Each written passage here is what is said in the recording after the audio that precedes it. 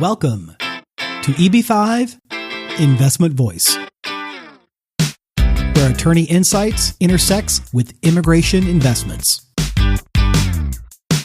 If you are a foreign investor, domestic fund manager, or enterprising entrepreneur and want to get the most out of the EB5 program, you have come to the right place. I'm Mark Deal, and I'll be your co-host on this journey. I'm joined by your host, Mona Shaw, and other attorneys at Mona Shaw & Associates, as well as immigration leaders from around the world.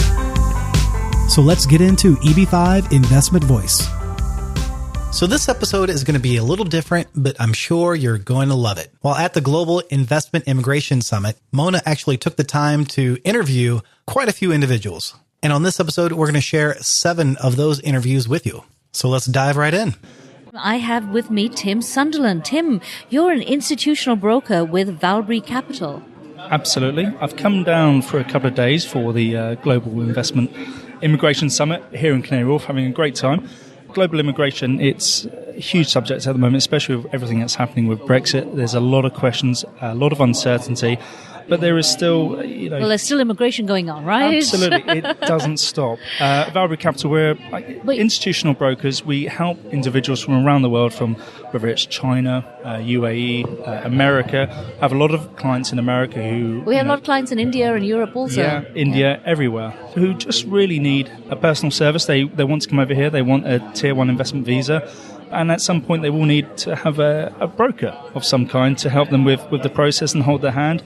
And that's really what we're here to help with. Do you source projects? No, we're direct equity investments on the London Stock Exchange, so gilt UK investments, and that's pretty much it. Wow, wonderful. So if anybody needs to find you, Tim, how do they do that? Absolutely. So that you can, by all means, ask me a question if it's to do with immigration, whether it's to do with investments. You can find me on tsunderland@valbury.co.uk, or you can call me on 0203 5100324, and obviously +44 for a UK number. Wonderful. Well, it's a pleasure to meet you here, Tim, today. Likewise, absolutely. In this busy event. Yeah, had a wonderful time, and thank you for inviting me down. So in addition to the institutional broker, Mona also interviewed a consultant that focuses specifically on citizenship by investment and why he keeps coming back to this particular summit. This time I have with me Konstantin Kaminsky. Welcome, Konstantin. Nice to see you. Hi, Mona. It's great to see you again. How are you doing today? Good. Well, we do keep bumping into each other at different countries, right? Yes, almost on a monthly basis.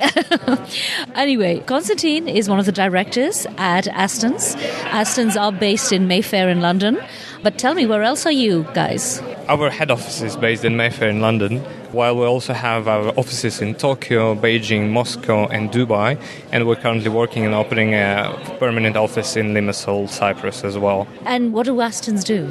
Well, Aston's is a citizenship-by-investment consultants, and we started as a UK immigration law firm, which was established more than 25 years ago. Recently, we shifted in a bigger market because our main expertise has always been investor visa. So we were serving high net worth individuals from all over the world, mainly China and Russia and the Middle East. So now we provide all kinds of citizenship by investment programs, both in the European Union and the Caribbean. We're also thinking of expanding in Asia as well, so thinking about Thailand as well. So our main expertise is UK immigration law, but also help with separate citizenship by investment, Malta, Caribbean islands.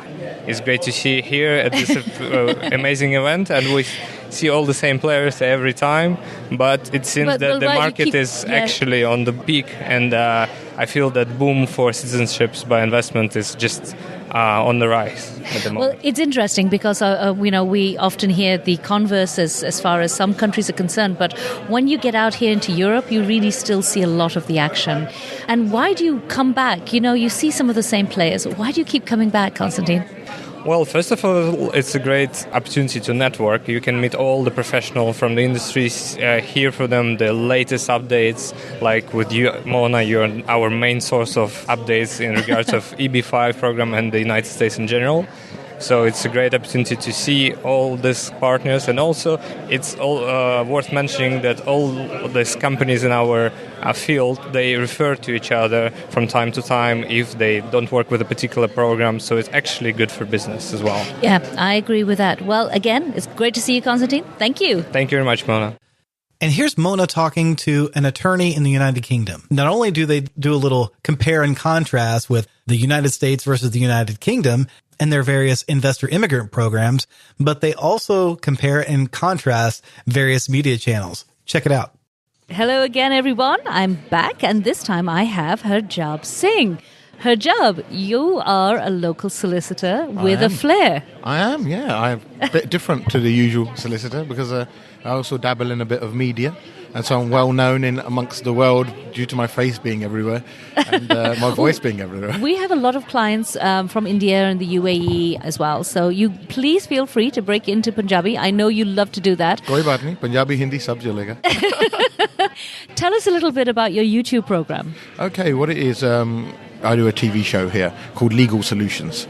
And every Friday I would do what I'm doing now, literally. I sit in front of a mic and a camera on a TV channel from 7 to 8. I open up the phone lines and say, "Poocho jo poochna hai." And then I get loads of people calling in asking for immigration advice. And I answer the questions live on air. Yeah, and to translate, "Pucho to puchna hai" means? Ask anything you want. Okay. So, and then people phone up with their problems. Sometimes it's funny, sometimes it's quirky, and sometimes they're emotional. And we stream that on YouTube, and people have found clips amusing and serious and good bits of advice. And since then, it's really, I've had 4 million hits on YouTube. We've had 2,000 to 3,000 subscribers on our channel. Wow. So it works really well. On a Friday when we stream our show live, we get a lot of views from around the world, especially from the USA and the Bay Area. So Fremont and Fresno and Yuba City. Hello. Yeah. They all know who Harjab is. That's really great, Harjab. It really shows how social media makes the world so much smaller. I mean, where is the Bay Area and where is India and where is the UK? Exactly. I'm sitting in a studio in Wembley and I'm getting messages live during my show. We're watching you from San Francisco. We're watching you from New Zealand. We're watching you from Hong Kong. And I'm just sitting there and thinking, wow, social media for me has definitely made the world smaller, but it's connected people and it's a form of information. It's put information available to everybody. Exactly. Our real premise always is to get the right information out. So first of all, I know you say that you have listeners from the US. Do you have questions about US immigration? Yeah, I do. And I have a lot of people from India and who are always, and the UK, who are always saying, it's a US, we want to go to US with the family. How can we get there? And I'm like, well, I don't know. I don't know anyone. Now I know Mona. So, and I've been listening about EB5. Yeah. And so now we know, there is a way to get to the US. And, it's an investment of $500,000. So I learn every day. Yeah. So today, listening to you, I've learned quite a lot. Just your interview that we did earlier. And, I learned a lot about the do's and don'ts of EB5 and what I should be telling potential clients about, if you want to go to the US, you can go with the family. I didn't know you could go with 8 children under the EB5. You're right, you can now. I mean, as I said, we tell them one wife, but as many children under 21 as you want. So that's really good. I mean, and that has its advantages over the UK system because UK, the kids cut-off point is 18. Really? Yeah, so whereas you allow it to 21. So that is a big advantage. Okay, well, I'm going to ask you a couple of questions because, we hear about Brexit and stuff all the time. So what really is going on now? I know that there was a release of a major paper yesterday by the government. Yeah. Are you kicking out everybody now or what? No, I think what it is, Brexit is like a divorce, right? So Brexit is like a divorce and divorce... It is a divorce. Yeah, divorce to ho jayega. So this definitely going to happen. Right. Now it's all about who keeps the kids. Yeah. So it's all about the kids. Is Europe going to keep them or is Britain going to keep them? I think yesterday went a long way to saying we're not going to kick out anybody who's European and we're going to welcome anybody who's before 2020 who comes into the UK from Europe. That's fine. I mean, they can come. It really hasn't changed anything. So people were expecting Brexit ke saath, people will be going back, Europeans will be going back, but actually nothing like that has happened. So and nothing like that is going to happen. For the people, it might be a shock. For people who are expecting reduced immigration, for the European citizens in the UK, it's very good news. So, kuch nahi hoga. What about people who want to invest? There's still, the US, the UK, there's a great relationship as far as investment's concerned. Yeah. How do you see that happening? And, especially when you're dealing with the Asian community the way you do you still see people buying houses? And I know the Qataris will always be buying stuff here, but how about the regular kind of person? Yeah, I think US is better for investment. You're more popular for investment. So people are definitely looking at real estate in the US. Yeah. Real estate in the UK, you're not allowed to do the 200,000 entrepreneur in real estate. So if you want to invest in real estate, you're looking at £2 million upwards. Right. And that's too big an amount for Indians to invest. They are put off by that. So real estate perhaps is a bit out of the reach. People are looking to do start-up businesses here, like restaurant call, open up a restaurant, open up a hotel, open up a factory, take over a shop. But to be honest, I think investment-wise, US is still the preferred destination, and that's proven by the fact that people are still willing to wait. Yeah. So a year, 2 years, and they're still saying, koi baat nahi, we'll wait, but US chale jayenge with the family. Well, there's a size issue too. I mean, the whole of the United Kingdom, I love United Kingdom. I'm not saying anything, but the whole of the United Kingdom fits in Florida. Yeah, Texas is bigger than us many times. Yeah. So, Ali, you have a lot of space. Yeah. And you have a lot of jaga, and you can accommodate people. You have, I think, 15 million illegal immigrants in the US. We have 1.5 million, and we are already in trouble. We don't have any space. So you've seen London. It's houses next to houses next to houses, traffic after traffic. We are not big. So this is why we are not accepting any more sort of applications and saying, look, we're more focused on kicking people out and saying, bas karo, like go and see Mona in the US. We're full up. Yeah. Anyway, well, what is your practice? Tell us a little bit about your practice. What do you deal with? Our practice is called Global Legal Solutions. So I started off helping asylum seekers get out of detention centres. Okay. So when I started that off, I was helping all these Punjabi people get out of detention centres, and I was asking them, why have you come here illegally? They would first, from India, they would go to Moscow. India to Moscow? Yeah, by plane. Oh, right. And then from Moscow by foot. They would come in lorries and by foot via jungles, trekking all the way to the UK. But they don't know what the lorries are in the UK, but US, by the way. Trucks, that's right. Truck trailers, yeah. So they would come in, all of that. And then I would ask, why have you risked your life? Why didn't you just come on a student visa or you come on a correct visa? And they go, we didn't know.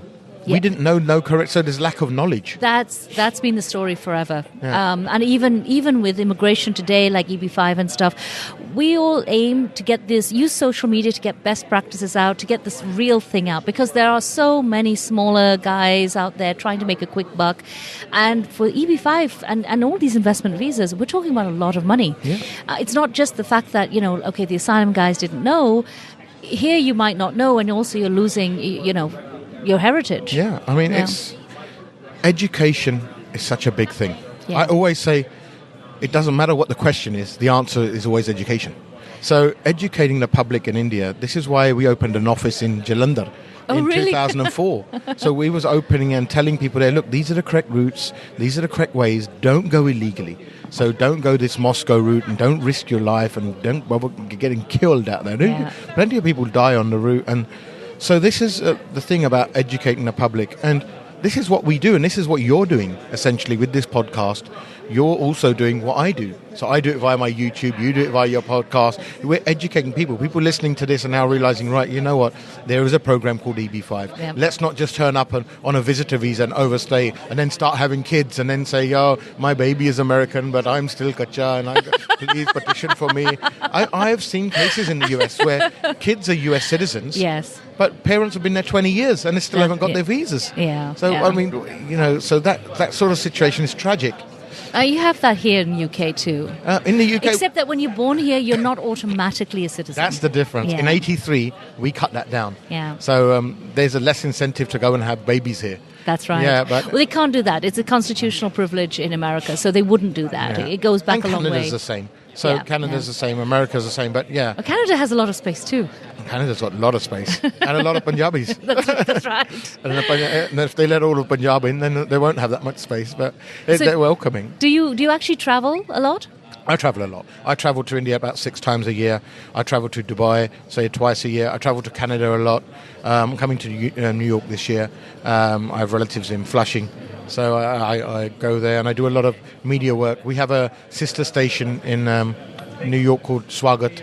And I'm often on Just Punjabi as well. Swagat, how do you spell that for anybody who's listening? SWAAGAT. Okay. Yeah. And where is Swagat? Well, how can anybody listen to it? It's on the cable. It's on the cable TV. So There's a TV channel, just like you would watch other channels, and it's there, and you can watch that. And my interviews are shown on there as well. And when are your YouTube programs broadcast? Fridays, every Friday evenings, UK time 7 p.m. And they're on YouTube. And if you Google my name, Hijab Singh, or go to YouTube, you'll see all the 600-700 videos there. A lot of them funny ones, because I'm known for my humor. Some serious, some emotional. Some will make you cry, some will make you laugh, some will make you scratch your head and say, "What's happening here?" But people are just people are not shy around me. They zyada hi kuch familiar ho jate hain. And they say, like, we can tell him everything. This is our Paji, and we can tell him all the problems. And they expect you to wave a wand. And just like I would say, Mona, right? I'm in the US now. I'm illegal. Please wave your wand and give me some sort of status. We wish. We have a lot of things to do with that wand, I can tell you. Yeah. Okay, last question. What do you think about events like this? Because, it's an effort to go out to different countries to set up and booths and go meet people. What do you think about them? I think they're good. I think they allow people to participate and interact directly with lawyers and exhibitors, and it gives people a chance to network, people like me and you, to network and to find out about other schemes. It adds more strings to our bow. Immigration is a worldwide game. We can't just sit here and sell our respective countries. We will have people coming from India, China, Russia, who will ask for the best option for them. And sometimes our country isn't the best option, like you said in your interview. We have to tell people what's in their client's interest. We're obliged by law, right? Right. So we're not agents. In India, they think lawyers are dalals, and they think dalals are lawyers. So that's the first thing people must ask you. Are you an agent? Kitne paise lagenge? We have rishtedar mangwana hai from America, but we're not. That's a point I had to come out with, because people, broker-dealers are going to hate me, but broker-dealers get something out of a client going to a certain project. Yeah. Lawyers don't. We don't make commission. Of course. And we should tell a client, maybe the EB5 way is not the right way for you. Yeah, but now I can tell people who want to go to America, say, I have a point of contact in New York. And, Mona will tell you if it's in your best interest to get, everyone's an expert in their own field. No one can be an expert of everything. That's correct. Right, and you end up becoming a jack of all and a master of none. So what's the best thing is now, in Hindi we have a saying, jiska kaam usi ko saje. Right, so whoever is suited to that job, they're the best ones to do it. Right. So it's like, but are you saying I have a big mouth? No, I'm saying in every household, when someone's born, in Asian households, they're born a doctor and they're born a lawyer. So they automatically think, every Asian thinks that they have a medical cure for everything. Yeah, that's true. And it usually involves haldi. And every Asian thinks they're a lawyer. So they will have a legal opinion on something. As they got to do this, do that. No, you get married, and now you do it. And as it's a result, and they're not qualified to do so. Right. So whoever's qualified, let them do their job. So I would rather you give the advice on American visas. And you can give the advice on the UK side. And this is how these events help people like us network and create a worldwide platform, so we can relocate people anywhere in the world. If anybody wants to get in touch with you, how do they do that? Yeah, Twitter, Facebook, website, www.hijabhangal.co.uk. I'm very easily found. So I'm plastered all over the internet. Hijab, it's been a pleasure. Thank you. Thank you very much, Mona. Here, Mona talks to somebody who does hotel development and investment in Dubai, but they also share their mutual love of the United States.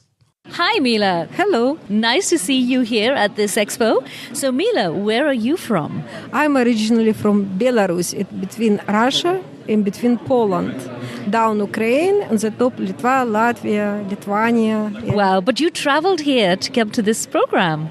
Oh, yes, it's very interesting for me to especially investment in America and transport Manhattan, excited. You know a lot of people. I know you're also based in Dubai or Abu Dhabi. I think we met the first time in Kazakhstan, right? Yes. Did we meet in Kazakhstan or did we meet in Azerbaijan? No, we meet with you in Abu Dhabi. Oh, yes, that's right. You was on the corner. I remember you very well. That's right, I remember. So, do you have people that you know who like to come to the United States?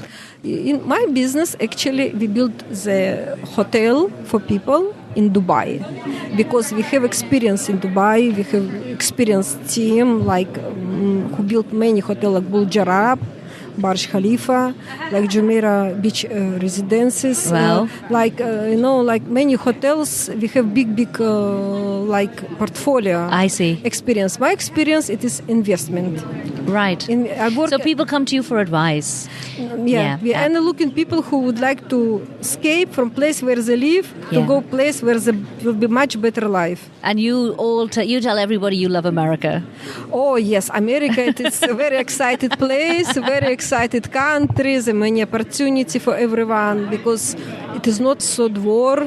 Yeah, and how it is with all these powerful tools, it's very exciting. My family as well, they went make immigration, and they never don't want to return back to our place. And many people who now want to escape from UK to proposal, make money, like what I told you, build hotel, or if they don't want, not escape from island to island, escape to some big great place in the world, wherever. Which was the United States. Yeah, it was the United States. Especially, it's New York, excited to make more money, and get much better life. Well, Mila, it's wonderful to see you again. Oh, thank you. Thank you. All right, thank you. Bye, thank you. Now, there were more than just project managers, developers, and attorneys at this summit. Here, Mona talks to someone that offers accountant and lawyer support for high net worth individuals through their membership community. Hi, Tony. Nice to meet you. Nice to meet you as well. So I have here today Tony Hopkins. He works at stepthinkpublishing.co.uk. Tony, tell us a little bit about STEP. So basically, STEP is a global membership organisation of 20,000 accountants, lawyers, wealth managers, financial advisors who work within the private client industry. So, wow. So you're talking about the high net worth industry? Not ultra high net worth industry, yes, that's correct. So basically, we are a membership organisation who share their news and views on how to effectively best manage their clients' requirements, and that takes on a number of factors: legal, financial, and citizenship by investment is an area that is sort of growing within, obviously, this sector as well. All right, and your website is what? step.thinkpublishing.co.uk? Step.org. So www.step.org. Oh, okay, that's even easier. All right, and you didn't know anything about the EB5 program, did you? No, I didn't. I think it's quite interesting, obviously, especially within the current climate and the situation. I mean, I think it's an interesting program, investment, and obviously the green card, and also the fact that your investment will come back to you at a later stage as well. It's good.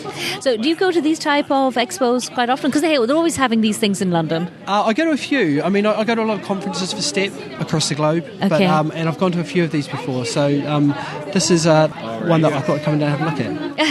And your members, are they all in the UK or other parts? It's global. So we've got 20,000 members across 80 different countries.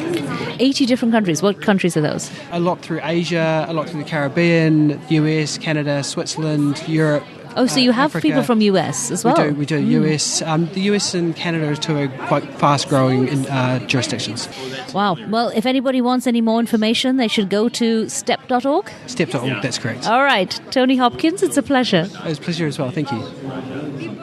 Mona not only ran into old friends and met some new friends, but also reconnected with previous guests we've had on this podcast. Hi, we're back again, and this time I have Manuel from Civitas. Hi, Manuel. Hello, Mona. It's a pleasure to be here with you. Well, you've been on the show before, so you know how it goes. But this event is something a little different. It really is, and I can tell you that the other thing that's very different is the fact that it's very sunny outside, and it's my first time here in London, and it's very nice weather, actually. So you brought the sunshine. Yeah, it's been interesting because people do wonder about London. They don't realize what a hub it is. But aren't you surprised at just how many people don't know about EB5?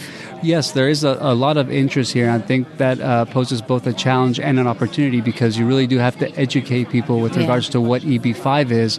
but I definitely see that there is a lot of interest here. Sometimes when people see that there are X number of Indian visas that are coming out, the assumption is that they're actually located in India, but they're typically in other countries as well, including the U.S. That's right.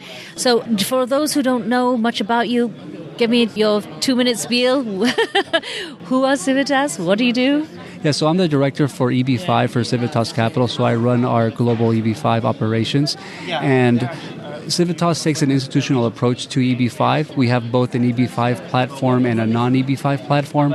For EB5 purposes, we have a 100% track record. Yes, you do. And what we started noticing as investors started going through the process is that their investor needs started to change. As you started to build that trust, build those relationships, they would ask, well, what else do you got? And so we launched our non-EB5 platform, and right now we're split up in about 620 million EB5 and another 600 million in non-EB5. Yeah, wow, great. And then again, places, events like this, I think what really opens your eyes as well is what happens in other programs and what the world is looking at. We do live in a little bit of a bubble, so, we can see what else is there. Portugal, Cyprus, Caribbean, Ireland. Right, there are definitely other options, and it's been really good talking to the people here at the conference that have these other programs and really getting their perspective. And what you tend to see is that a lot of the motivations and driving factors for these other programs are basically the same as EB5. That's right. But the one downside is the timing for EB5. I think when people do hear that it's 2 years plus, they do go, because most of these other programs are a few months. Right, yes. The timeline for EB5, both processing the retrogression issues, the legislative uncertainty that we've been going through over the last 2.5 to 3 years has really clouded the picture for us. But it's one of those things that it's been happening for so long that we've just basically powering through it. Yes. Well, interestingly, I spoke to one of the lawyers earlier who came in, and he said, we were talking about the timelines, and he said, well, I know you have long timelines, but our guys still want to wait. They still feel that they want to wait. Right, yeah. I mean, I think people are really motivated. The U.S. is still a very attractive place to be. Really, what you hear is that the timelines, yes, it creates a little bit of a problem, but people are willing to wait. And even if the investment amount does go up, you're still hearing that there really is not going to be that large of an effect. It will have an effect, yes, but it's not going to be as big as what people think. We've met a number of diplomats here. A lot of them wouldn't come onto our podcast. And the diplomats really came because they were being asked questions by their clients who basically go to the embassy and ask them. And they were just not sure. So that's why they came to an event like this to see, is this a real thing? Who do I know? And the good thing, I think, as well, with this particular event, there's not that much American, it's not like you go somewhere and there are 20 or 30 booths. Mm-hmm. So, you don't have to have that competition. And we do want to show, the good quality, due diligence, etc. That's correct. Mm-hmm. And I think also the fact that you have people here that are working on the education process and educating the people that are here. And I would say that what you're seeing here at this event is what you're seeing really in general in the EB5 industry. As China started to slow down, the market started shifting everywhere else. And the opportunity in China was that the infrastructure existed for EB5. It doesn't exist everywhere else. Right. So what we're doing here is really blazing the trail and setting up that education process and that infrastructure. Yeah, and it's not easy. It really is. There is a lot more heavy lifting, yes, definitely. Great. Manuel, thank you. Well, thank you, Mona. Really appreciate it. Thanks for the sunshine. And of course, international travel to these kinds of events wouldn't be the same if you didn't run into people from your own backyard. Oh, and who have I just bumped into? Bill Gresser. Hi, Bill. Hello, Mona. How are you today? I'm very well. Well, it's nice to see you here. Great to see you as well. So, Bill, first of all, just for those people who don't know who you are, please tell me who you are. Of course. So I'm Bill Gresser. I'm the president of EB5 New York State, and we're a regional center in New York. We've had investors and their families with green cards, all of them, and have been repaid their investment. So we're very proud and happy to be here today. Right, and that was a wonderful cruise that you sponsored last night. Yeah, it was terrific. We got to go by the Tower of London, by Parliament, under the London Bridge. I mean, it was a wonderful, wonderful cruise. Well, at least London has that to offer. But people are often confused. I mean, this is your first time doing an event in London. Right. You can't really compare it to doing an event in, say, somewhere like India or China, but how do you rate it overall? Well, so I think London is a wonderful hub for investment and investors because it has been a financial and an economic hub for hundreds of years. Yes. So people have been coming to London and been welcomed in London for a long time. But also, it has crummy weather. Hey, we were good. We got very lucky it didn't rain. I'll give you that, right? But you know what I mean? And so many of the diverse people here in London use London as a stepping stone. We see the same in Canada and places, but also here, it's a step to get to the U.S. eventually. So we find London will have a tremendous opportunity for EB5. Oh, we believe that too. And what kind of nationalities did you come across today? Because it wasn't, it certainly wasn't white Caucasian British people, right? Yeah, I don't know, but I Russians, would say, absolutely. Russians, Indians, Middle East from Dubai. We had Vietnam. We had Honduras. We had people from all over the world. Yes, exactly. You see that in New York too. Right. You do, but on the other side of the coin, you see people here that are looking to come to the U.S. In New York, you have a lot of people in the U.S. Maybe they're trying to figure out how to stay. Yeah. But here in London, you've got people that want to move. Well, the interesting thing was brought up by one of the Caribbean folk today who actually said that there's a lot of people from the EU, or they manage to get to the Caribbean easily. From the Caribbean, they can get into Europe. And this is like their stepping stone for a while. Yeah. Oh, the lady from Cyprus also mentioned that. Yes. And there's a stepping stone as they decide what do they want to do and where do they want to go. And that's when they often make the decision that they'll take the leap across the pond. Right. And come to the US. Yeah. Were you surprised at how little people understood about EB5? I was to a degree, and yet it is funny that no matter where we go, we find people don't know what EB5 is. That's I mean, true. even in India, very recently they didn't know. But it's so common that it's such a small program, a small part of EB5 is immigration, a small part of our immigration. So a lot of people don't know about it. It's not surprising. Right. And then the other interesting thing was, well, I suppose it's not interesting, it's good that this particular expo, there were not too many Americans. So as far as the regional centers are concerned, there was less competition because I think everybody was unique and different. Right. No, and I agree with you. And the other thing that was great about this is that it gave us an opportunity to talk to people in a very intimate conversation about what is EB5. How is EB5 good for them? How could it work for them and their families? Yeah. So even though they didn't know much about it to begin, by the end of the conference, I think many of them really understood EB5 and really understood how it could help them and their family. Right, and you partook in two of the panels, which actually are going out on YouTube. Right. So I should have put my tie on tighter. But unfortunately, we got the anti-Trump points on both panels. It's really hard to defend some of the stuff here, but... Well, the nice thing about it is at this juncture, we don't need to be that, in that respect, political. So, I mean, the U.S. has so much to offer to so many people for so many different ways. So we're very proud of a country, And hopefully these wonderful people here, some of them will decide that they want to come to the U.S. One of the interesting things, this morning I was moderating a Brexit panel, which was a first for me. But one of the panelists was going on about America taking 15 years. And I wanted to interrupt him and said, no, it's not. Yeah, right. And but then he said, but people still want to go. I can't understand it. No, it's always called, it's the brand, it's the ring. It's the place they really want to go eventually. And even if there has to be a stepping stone, and even if there are issues which may be geopolitical or global macro, there's still the issue of my family, my children, their education, and where do I live and the freedoms that I have. Right. Oh, you learn so much from these international conferences. And of course, blockchain, cyber, that's such a big deal. It is. Yeah. So I think if you're looking for blockchain, first off, you have to explain to me what it is. And of course, we still manage to have time to yell out, wave the flag for IIUSA. Well, we absolutely do. So IIUSA had a good presence here, and thank you very much for your efforts to make that happen. Well, welcome, Bill. But we do want to quickly plug in that IIUSA and AILA are having a joint conference. I can't wait. I think it's going to be the best. Well, I hate to say it too loud. I think it's going to be the best conference ever. So I have to say it quietly at this conference. But I think the IIUSA AILA joint conference is going to be tremendous. I'm so excited. And that's going to be October 20... yes. Do you remember? Wait, it's in my calendar. Hang on. 27th and 28th. All right. Stay tuned. We'll let you know. The conference is October 27th and 28th. How could we get that done? Here's the deal. Anybody that needs to know, Mona Shaw and Associates. 28th and 29th of what month? October. Very good. In Chicago. It might be sunny. The pizza's great. No, it'll never be sunny. Okay. But it might not be snowing. We can only hope.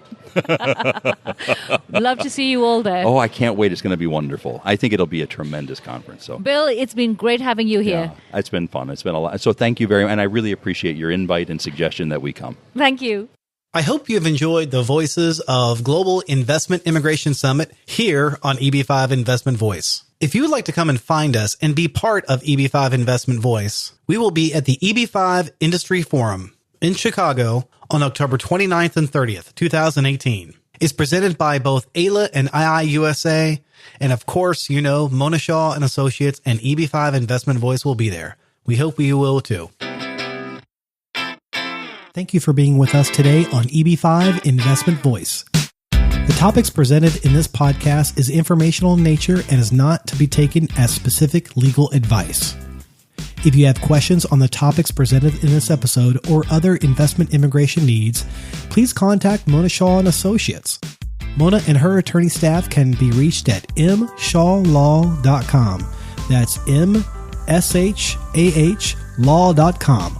Make sure you don't miss our next episode focusing on a different aspect of the EB5 program by subscribing to the podcast. While you're at it, leave us a rating on iTunes. If you really found this episode valuable, share it with someone else that could benefit from this information. Until then, I'll see you on the next episode of EB5 Investment Voice.